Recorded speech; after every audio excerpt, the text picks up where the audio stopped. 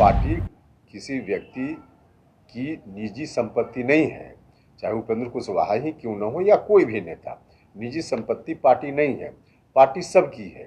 Party करोड़ों लोगों की पार्टी है जिनके अरमान इस पार्टी के साथ शुरू से जुड़े हुए हैं। नमस्कार, मेरा नाम आलोक है। आप लाइव स्ट्रीम देख रहे हैं। जेडीयू संसदीय बोर्ड के अध्यक्ष उपेंद्र कुशवाहा ने क्या अब बागी तेवर अपनाना शुरू कर दिया। हम ऐसा इसलिए कह रहे हैं क्योंकि उपेंद्र कुशवाहा ने जो पत्र लिखा है, जेडीयू के तमाम साथियों को निमंत्रण दिया है 19 और 20 फरवरी को पटना में चर्चा के लिए एकत्रित होने के लिए। देखिए, क्या अब जेडीयू में दो तरह के लोग हैं। उपेंद्र कुशवाहा ने सबसे बड़ी बात यह कह दी कि पार्टी किसी व्यक्ति विशेष की नहीं है। आप समझ सकते हैं, हम लोग अक्सर कहते हैं कि जेडीयू यानी कि नीतीश कुमार यानी कि जेडीयू, लेकिन जेडीयू सिर्फ उपेंद्र कुशवाहा नहीं, किसी और की भी नहीं है, यानी कि जेडीयू नीतीश कुमार की भी नहीं है। उपेंद्र कुशवाहा ने बड़ी बात कही है और क्या कुछ कह रहे हैं। अति पिछड़ा समाज में क्या महसूस कर रहे हैं लोग, क्या सभी ठगा हुआ महसूस कर रहे हैं। उपेंद्र कुशवाहा ने तो सीधा हाँ कह दिया। क्या कुछ कह रहे हैं, जरा सुनिए। देखिए, जो बात हम कहना चाहते हैं वह तो पत्र में साफ साफ हमने लिख दी है। हम लगातार पार्टी की मजबूती की कोशिश कर रहे हैं, लेकिन हमारी बातों पर माननीय मुख्यमंत्री जी की ओर से बिल्कुल ध्यान नहीं दिया जा रहा है। हमने लगातार कहा है कि लोगों के मन में, आम जनता के मन में भी और पार्टी के साथियों के मन में भी ज़बरदस्त कन्फ्यूजन इस बात का है कि आरजेडी की ओर से जो कहा जा रहा है कि कोई डील हुई है गठबंधन बनाते समय, वह डील आखिर है क्या। अगर है डील तो मुख्यमंत्री जी कहें कि वास्तव में डील है, और नहीं डील है तो इस बात का खंडन हो कि आरजेडी के लोग गलत बोल रहे हैं। तो यह सवाल। बाकी हाल के दिनों में जिस तरह से पार्टी उपचुनाव में पार्टी का प्रदर्शन हुआ या बाकी चीज़ जो हम देख रहे हैं, उसके आधार पर पार्टी रोज कमज़ोर हो रही है।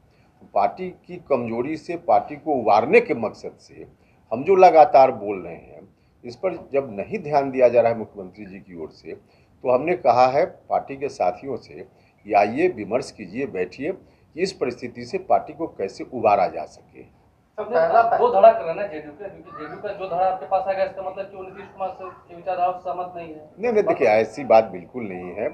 इसको गलत अर्थ में मत ले जाइए। यह पार्टी किसी व्यक्ति की निजी संपत्ति नहीं है, चाहे उपेंद्र कुशवाहा ही क्यों न हो या कोई भी नेता।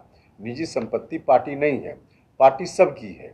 पार्टी करोड़ों लोगों की पार्टी है जिनके अरमान इस पार्टी के साथ शुरू से जुड़े हुए हैं, जिसमें लवकुश समाज के लोग, अति पिछड़ा समाज के लोग, पिछड़ा समाज के लोग, दलित महादलित समाज के लोग, अल्पसंख्यक समाज के लोग और सामान्य जात के भी लोगों की एक बड़ी संख्या इस पार्टी के साथ शुरू से जुड़ी हुई रही है। तो इतने लोगों के अरमानों की पार्टी, या पार्टी बर्बाद होगी तो इतने लोगों का अरमान ध्वस्त होगा ना, और ध्वस्त हो रहा है।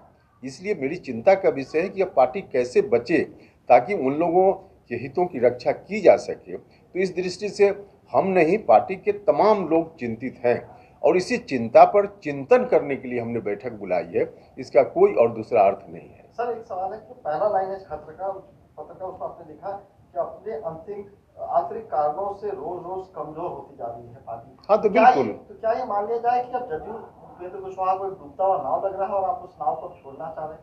नहीं, देखिए, हम छोड़ना नहीं चाह रहे। छोड़ना चाहते तो इस तरह से एक्सरसाइज करने की क्या जरूरत थी। किसी को छोड़ना हो तो आज कह देगा कि हम छोड़ दिए। छोड़ने जैसी बात बिल्कुल नहीं है। हम तो सचेत कर रहे हैं, कोशिश कर रहे हैं, दिन रात मेहनत कर रहे हैं कि ताकि हमारे नेता मुख्यमंत्री जी समझ पाए चीज़ों को और इसको ठीक करने के लिए स्टेप उठाएं। तो इस मकसद से हम काम कर रहे हैं। इसमें पार्टी छोड़ने जैसी कोई बात नहीं है। कुशवाहा जी, आप जब डील की बात कर रहे हैं तो आप भी तो उस मीटिंग में थे जब महागठबंधन विधायक दल की बैठक हुई थी। नीतीश कुमार ने साफ साफ कहा था कि 2025 का चुनाव तेजस्वी यादव के नेतृत्व में लड़ा जाएगा। तो लगता है कि इस बात से भी जेडीयू के लोगों में चिंता है या दिक्कत नहीं हो रही है? दिक्कत, देखिए, यह तो जनमानस इस बात को लेकर परेशानी में है। आरजेडी की ओर से मुख्यमंत्री जी 2025 की बात कर रहे हैं, लेकिन आरजेडी के लोग तो कह रहे हैं कि डील यह हुई है कि अभी हटिए मुख्यमंत्री जी, आप जाइए और आरजेडी के नेता को शपथ ग्रहण दिलाइए। आरजेडी के लोग तो यहाँ तक कह रहे हैं। तो कन्फ्यूजन हो रहा है कि नहीं हो रहा है, और इस बात को लेकर पार्टी के साथ ही तमाम आम जनता, सब लोग परेशान हैं। तो इस परेशानी से जब तक पार्टी नहीं उभरेगी तब तक तो स्वाभाविक रूप से लोग कमजोर पड़ेंगे। पार्टी कमजोर होगी तो कमजोर हो रही है। इसकी बात हम कर रहे हैं। 1920 को जो कार्यक्रम बुलाया है, आप अभी भी मानते हैं कि आप पार्टी को मजबूत करना चाहते हैं, लेकिन आपने स्थान चुना है सिन्हा लाइब्रेरी। आपने जदयू ऑफिस क्यों नहीं चुना? अगर आप पार्टी के कार्यकर्ताओं को बुला रहे तो आप पार्टी कार्यालय सबसे बेहतरीन जगह होना चाहिए था। देखिए, पार्टी कार्यालय के बारे में आप लोगों को मालूम है, पार्टी कार्यालय में कोई कार्यक्रम इधर हाल के दिनों में जो हुआ है, उस कार्यक्रम में आने की सूचना तक जब उपेंद्र कुशवाहा को नहीं मिल रही है, तब इसका क्या अर्थ है? पार्टी का कोई भी बड़ा कार्यक्रम पहले होता था तो उसमें बाकी नेताओं की तस्वीर लगती थी, तो उपेंद्र कुशवाहा की भी तस्वीर लगती थी। अब इधर हमने तो नहीं किया है, आप लोगों ने देखा है कि उपेंद्र कुशवाहा की तस्वीर को भी बाज़ाब्ता हटाने का काम हुआ। और इसमें हम नहीं करें कि मुख्यमंत्री जी दोषी हैं, इसमें जो लोग भी दोषी हैं, लेकिन हो तो रहा है। तो ऐसी स्थिति में फिर पार्टी कार्यालय की बात कह रहे हैं। हमको पार्टी कार्यालय से कोई एतराज़ नहीं है। हम पार्टी कार्यालय में भी अगर कहा जाए, आप पूछ लीजिए राष्ट्रीय अध्यक्ष जी से, मुख्यमंत्री जी से कि पार्टी कार्यालय में ही अगर कहें तो हम पार्टी कार्यालय में मीटिंग बुला लेंगे, हमको कहाँ दिक्कत है। ललन जी का एक ट्वीट अभी आया है, आपके उस ट्वीट पर जिसमें आपने प्रिय साथी जो आपने लिखा है कि कहीं पर निगाहें कहीं पर निशाना, जदयू के समर्पित एवं निष्ठावान कार्यकर्ता साथियों को दिग्भ्रमित करने का प्रयास है, ना कोई डील है और ना ही विलय की बात, यह सिर्फ एक मनगढ़ंत कहानी। देखिए, मनगढ़ंत कहानी है या क्या है?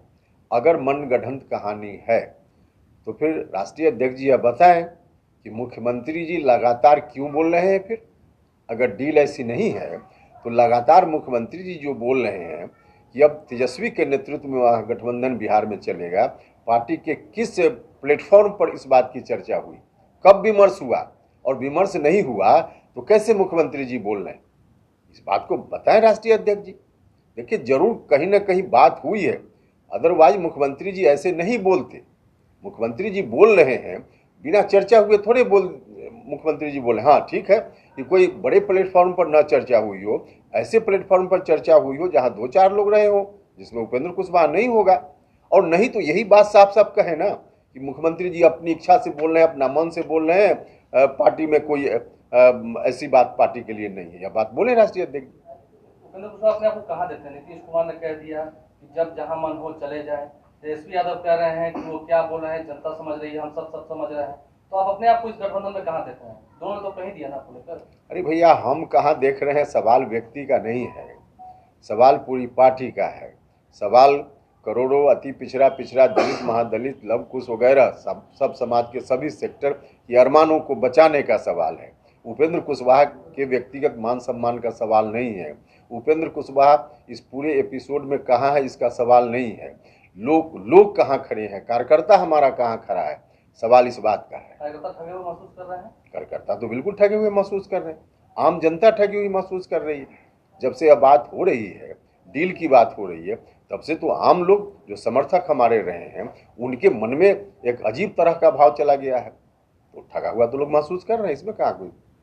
तो उपेंद्र कुशवाहा ने चाहे जेडीयू के राष्ट्रीय अध्यक्ष ललन सिंह को जवाब देना हो या फिर पार्टी कार्यालय में वो कार्यक्रम क्यों नहीं कर रहे हैं, इस पर बात रखनी हो, तमाम मुद्दों पर खुलकर कहा है। यहाँ नहीं, उपेंद्र कुशवाहा ने तो ये तक साफ साफ कह दिया, आपने सुना है, पार्टी किसी की नहीं है, यानी कि जेडीयू क्या सिर्फ नीतीश कुमार की नहीं है, पार्टी सबकी है। आप समझिए उपेंद्र कुशवाहा क्या कर रहे हैं। हमारे चैनल को सब्सक्राइब कर लें, साथ साथ फेसबुक पेज भी लाइक करें। धन्यवाद।